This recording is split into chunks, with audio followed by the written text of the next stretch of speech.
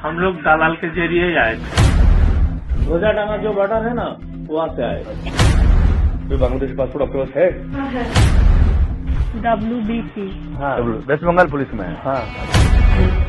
ये वो बांग्लादेशी नागरिक हैं जो अवैध तरीके से भारत में दाखिल हुए। दलालों के जरिए आधार कार्ड से लेकर वोटर आईडी तक बनवाई।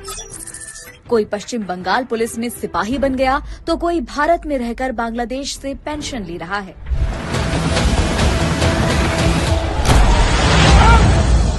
एक तरफ बांग्लादेश में हिंदुओं पर हमले हो रहे हैं, जिसने अल्पसंख्यकों की सुरक्षा को लेकर गंभीर चिंता पैदा कर दी, तो वहीं दूसरी तरफ बांग्लादेशी भारत में घुसपैठ कर रहे हैं।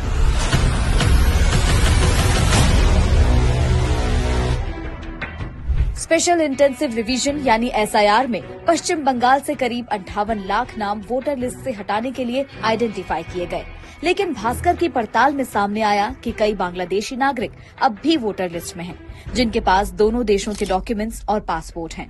सच्चाई जानने के लिए भास्कर की टीम पश्चिम बंगाल के नॉर्थ 24 परगना जिले के 5 सब डिविजन्स तक पहुंची और खुद को SIR सुधार संगठन का सदस्य बताकर पूरी जांच हिडन कैमरे में कैद कर ली।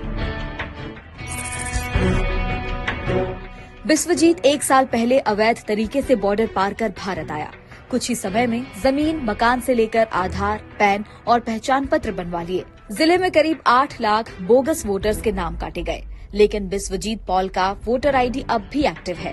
तो कितने साल पहले आए बांग्लादेश से? 11 साल अपना बोल रहा है कि ये शेख हसीना के साथ जब हमला शुरू हुआ बांग्लादेश में उसी टाइम पे आए हैं। कौन सा बॉर्डर से आए? गोजाडांगा बॉर्डर पार करके आए।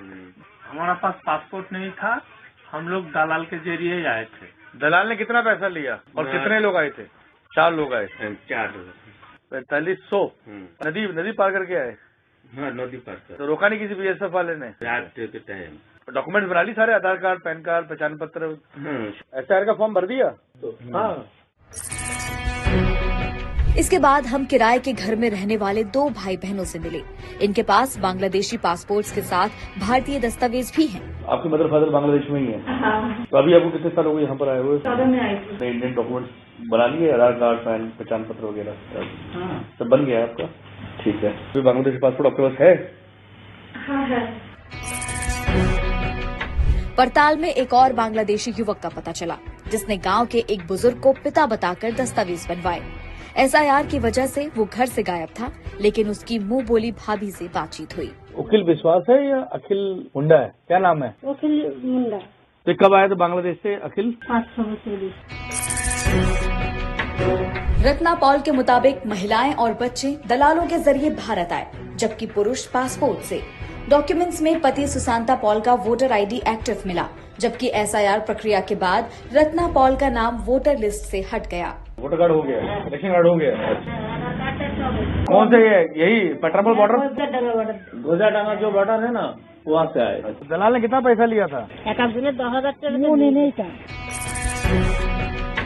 पड़ताल में रिंकू मंडल नाम की एक बांग्लादेशी महिला का पता चला, जिसने भारत आकर सुब्रतो मंडल नाम के व्यक्ति से शादी कर ली। भास्कर के पास उसके भारतीय पहचान पत्र और बांग्लादेश के जन्म प्रमाण पत्र की कॉपी मौजूद है। इलेक्शन कमीशन की वेबसाइट पर रिंकू मंडल का वोटर आईडी एक्टिव है। तहकीकात के अगले कदम में 2 बांग्लादेशियों के बारे में जानकारी मिली, जो कुछ साल पहले चुहाटी में आकर बस गए थे। इनमें से एक कलाल बाला पश्चिम बंगाल पुलिस में काम करता है, दूसरा हृदय रॉय परिवार के साथ किराए के मकान में रह रहा है। हमारी मुलाकात कलाल बाला की पत्नी से हुई। कलकत्ता पुलिस में ही है ना? ना पुलिस में नहीं है? WBP। हाँ। वेस्ट बंगाल पुलिस में है। हाँ। बीजेपी प्रवक्ता तरुण ज्योति तिवारी ने TMC को इसके लिए जिम्मेदार ठहराया। TMC को मालूम है ये लोग बांग्लादेशी है, ये लोग को मालूम है TMC पावर में है। अगर उनके बात ना सुने तो हम लोग रह नहीं पाएंगे, तो उनके बात सुन के ये लोग काम करते हैं। तो वोटिंग मशीनरीज है ये लोग।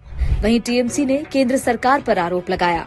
डिटेक्शन कर रहा है ठीक है, लेकिन डिटर्मिनेशन नहीं कर रहा है। उसके बाद जो कर रहा है वो डिलीटेशन कर रहा है और देन डिपोटेशन कर रहा है।